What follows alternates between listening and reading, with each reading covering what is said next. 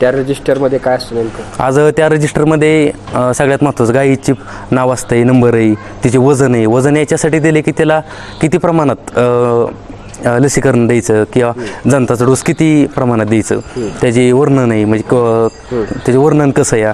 त्यानंतर त्याची वेताची पूर्ण माहिती आहे, अगदी वेत क्रमांक पहिल्या वेताला, परत लावायची कधी, आठवायची कधी, पशुखाद्य कधी चालू करायचं. दुसरा कॉलम आहे तो लसीकरणाचा आहे, आत्ता कुठलं लसीकरण दिलं, पुढलं लसीकरण करण्याची द्यायची तारीख किती आहे. आणि त्याच्यावरचा कॉलम आहे तो वैद्यकीय उपचार. समजा एखादी गाई जानेवारी महिन्यात आजारी पडली आणि ती परत पुढच्या जानेवारी महिन्यात आजारी पडली तर ते पशुपालकाला त्यानुसार समजतं की तिसऱ्या जानेवारी महिन्यात नक्की काय केलं पाहिजे किंवा कशामुळे ते आजारी पडते. आणि ते रजिस्टर तुम्ही शेतकऱ्यांना देत आहे का मग आता?